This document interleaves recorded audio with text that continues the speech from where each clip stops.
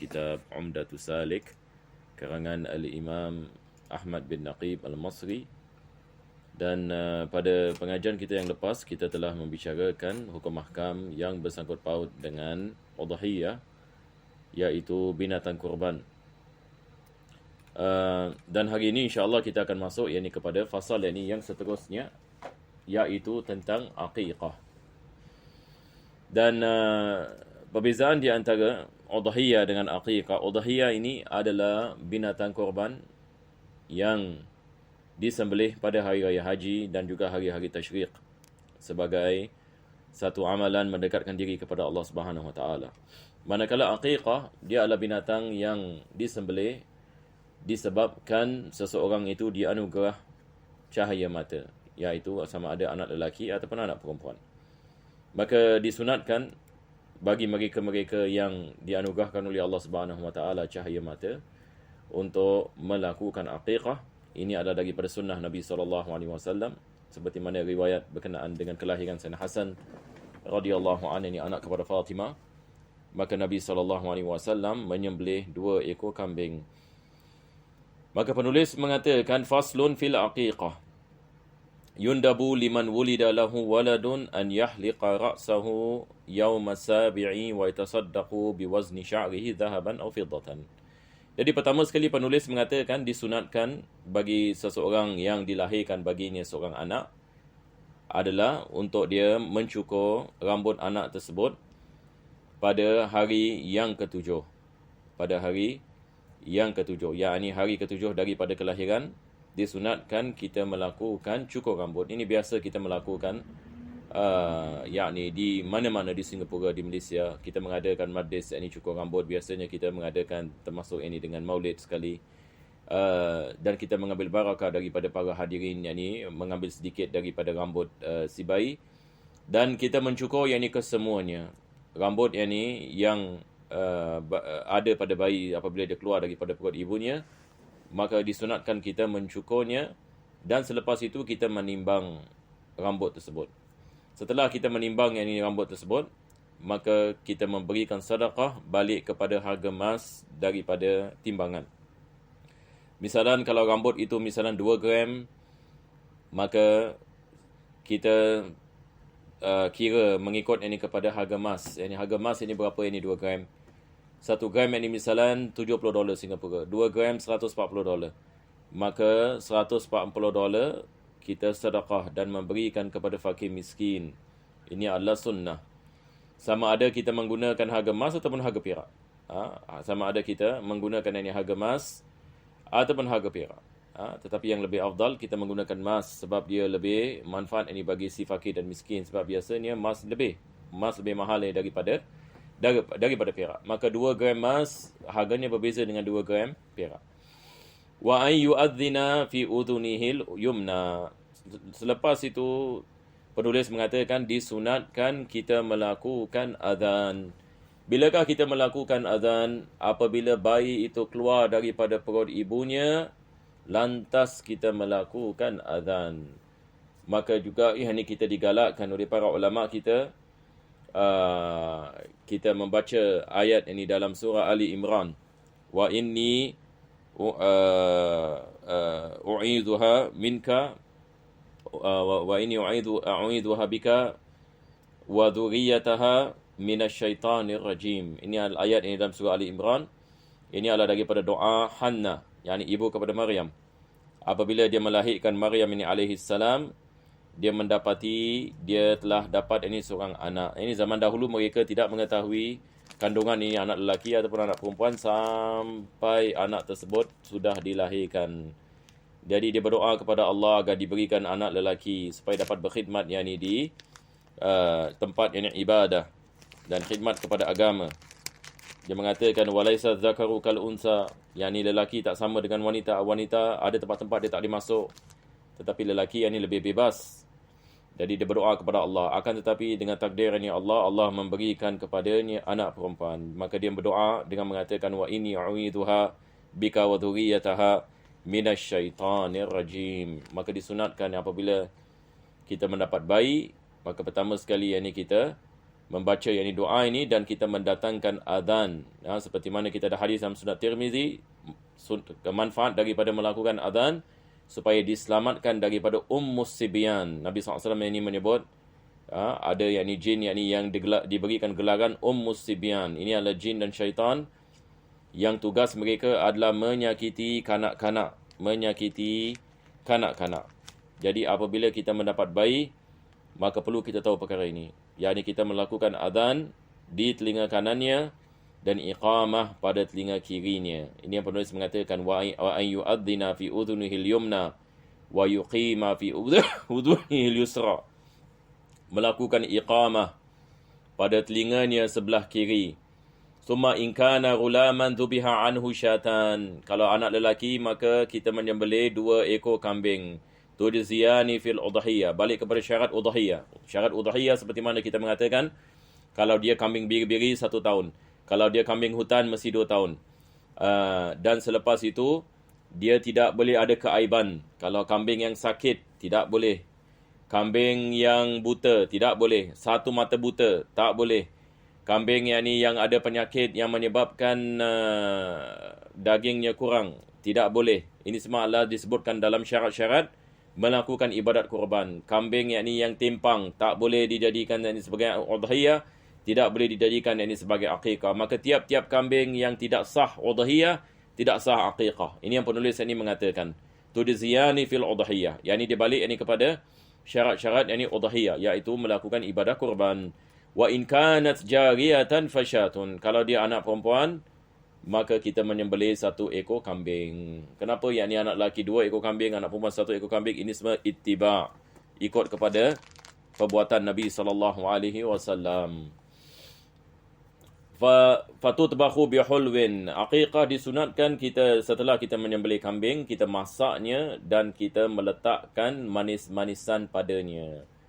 Ini adalah tafa'ul. Ulama kita mengatakan ini adalah tafa'ul. Nabi SAW suka kepada tafa'ul. Tafa'ul dalam bahasa kita maksud, kalau dalam bahasa English mereka mengatakan good omen. Good omen. Sesuatu perbuatan yang kita mengharapkan kebaikan. Kita mengharapkan dengan kita meletakkan kemanisan supaya akhlaknya menjadi manis. Ini adalah tafa'ul. Tafa'ul. Ada orang misalan Nabi SAW pernah satu kali dia nak menempuh jalan, 2 jalan, saat yang pertama ataupun yang kedua. Jadi dia menanyakan, ni jalan ni namanya apa? Nama-nama yang baik. Yang lagi satu nama yang tidak baik. Maka Nabi SAW mengambil nama yang baik. Ini dikenali sebagai tafa'ul. Maka Nabi SAW menyukai tafa'ul. Begitu juga dengan memberikan nama. Kita memberikan anak-anak kita nama yang baik. Jangan kita memberikan nama anak kita Atan sebagai misal. Atan ini dia adalah ini keldai perempuan keldai betina. Dalam bahasa Arab ini Atan maksudnya keldai betina. Maka jangan kita menamakan anak kita dengan nama yang sedemikian. Jangan kita menamakan anak-anak kita misalan anjing sebagai misal, kalb. Ini daripada adat jahiliyah zaman dahulu. Mereka menamakan anak-anak mereka dengan nama-nama yang yang tidak baik supaya memberikan kegerunan. Mereka menamakan nama anak mereka misalan anjing, dia menamakan anak mereka jenis-jenis binatang dan sebagainya. Maka ini tidak digalakkan. Digalakkan kita menamakan anak-anak kita dengan nama yang baik seperti Abdul Rahman, hamba kepada Ar-Rahman, Allah Subhanahu Wa Taala. Nama Muhammad SAW. Begitu juga nama-nama Nabi SAW, nama anak-anak Nabi SAW, isteri-isterinya dan sebagainya. Ini dipanggil tafa'ul. Supaya kita mengharapkan kebaikan daripada menamakan anak nama yang baik. Begitu juga dengan meletakkan manisan. Tafa'ul. Wala yuksarul admu. Tidak disunatkan kita memecahkan daging bagi kambing yang kita sembelih. Dan ini orang yang ahli, kalau dia tahu bagaimana cara memotong daging bagi aqiqah, dia akan mengetahui bagaimana nak melakukan sedemikian. Wa yufarraqu 'ala al-fuqara'i, dan daging tersebut diberikan kepada fakir miskin. Wa yusammihi bi ismin hasanin, dan memberikan nama yang baik kepada bayi tadi, ka Muhammadin wa Abdurrahman. Seperti nama Muhammad, nama Abdurrahman, Abdul Rahim. Begitu juga nama Ahmad, nama-nama Nabi SAW ini yang lain, Mustafa. Begitu juga kalau wanita Fatimah sebagai misal, Aisyah, ini isteri Nabi SAW. Jadi zaman yang kita tinggal hari ini kadang-kadang orang nak nama yang fashionable, tapi tidak ada makna.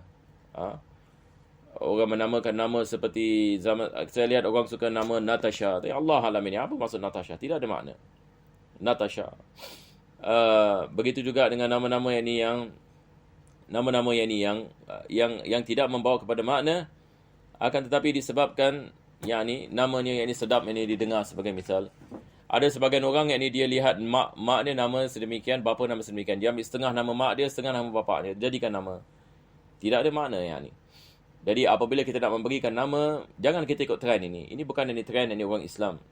Trend orang Islam adalah kita mau barakah, kita nak tafaul. Dan memberikan nama, memberikan kesan kepada akhlak ini kanak-kanak. Manakala orang yang bukan Islam, mereka tidak peduli. Orang yang bukan Islam, mereka hanya lihat apa yang sedap telinga didengar. Jadi ini adalah perkara yang kita harus memahami. Sebab banyak kita lihat orang-orang muda yang baru kahwin, mereka dapat anak, mereka tidak mengetahui perkara ini, mereka ikut trend ini. Trend ini barat. Trend barat ini mereka menamakan dengan apa yang terlintas dalam fikiran, fikiran mereka. Seterusnya penulis membicarakan tentang babul at'imah. Ini adalah berkenaan dengan makanan. Al-at'imah jamak bagi ta'am.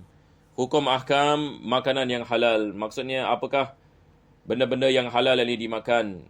Jadi ini terbagi kepada dua bahagian. Pertama sekali adalah benda-benda yang tidak disembelih. Seperti kita mengatakan sayur-sayuran, buah-buahan. Ini semua selagi mana dia tidak mendatangkan mudarat, halal dimakan. Selagi mana dia tidak mendatangkan mudarat, maka ia halal dimakan. Maka berdasarkan dengan ayat dalam Al-Quran, Allah mengatakan wa yuhillu alaihimul tayyibat wa yuharrimu alaihimul khaba'is, yakni menghalalkan kepada manusia at-tayyibat, yakni perkara yang baik yang mendatangkan manfaat bagi manusia, asalnya adalah halal. Manakala benda yang mendatangkan mudarat bagi manusia asalnya diharamkan, melainkan kalau kita ada dalil yang menghalalkan, ataupun benda yang mendatangkan kebaikan, akan tetapi kalau ada dalil yang mengharamkan. Jadi ini adalah kaedah. Jadi ini adalah bagi benda yang tidak disembelih. Manakala benda yang disembelih, maka kita kena lihat jenis binatang itu.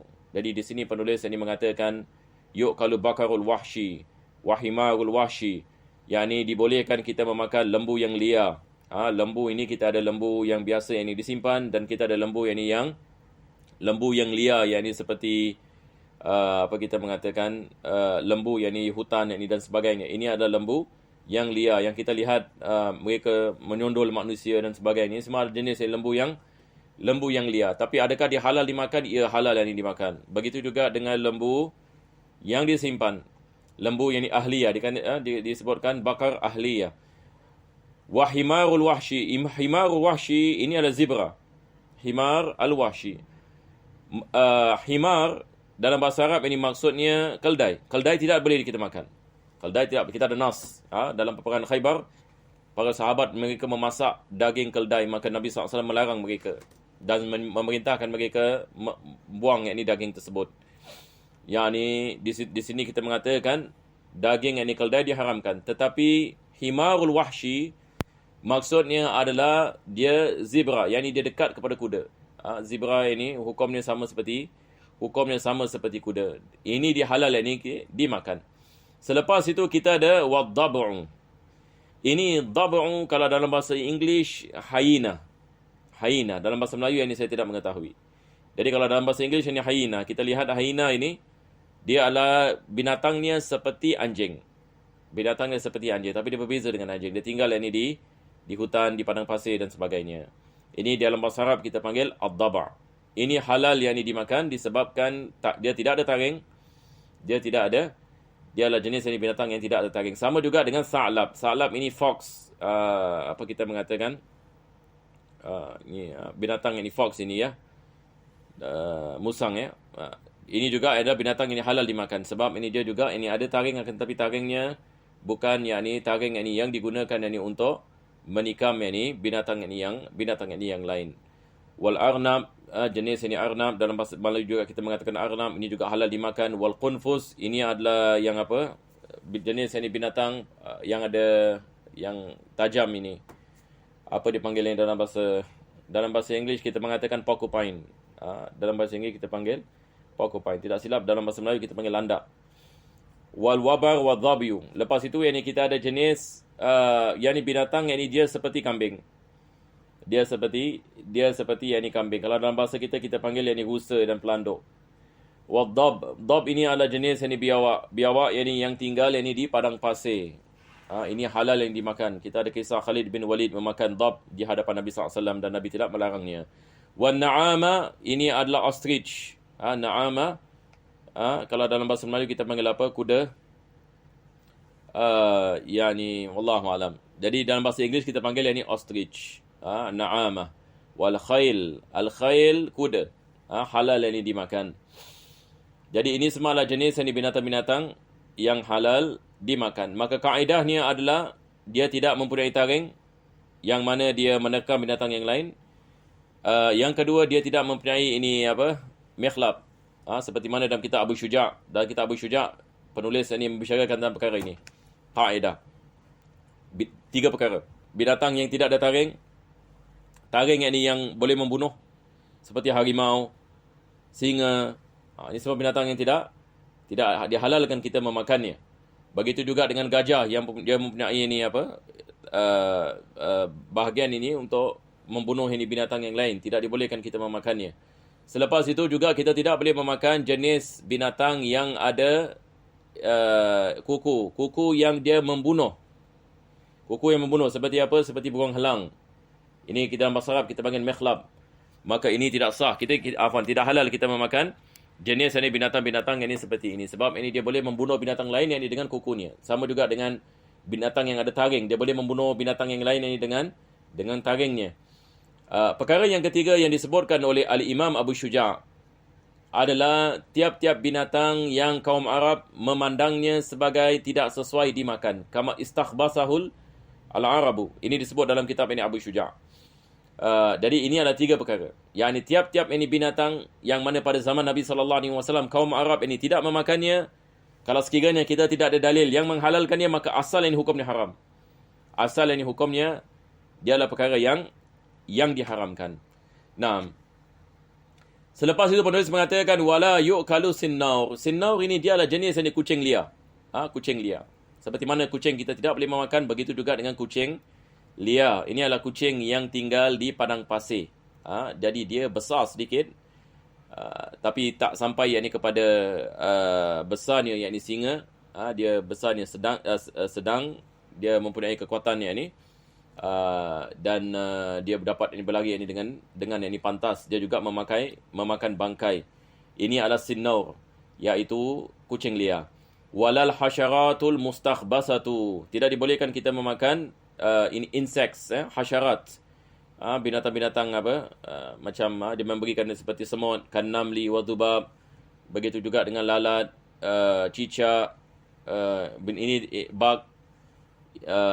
Ini semua adalah jenis ini binatang-binatang melata yang tidak dibolehkan kita memakannya.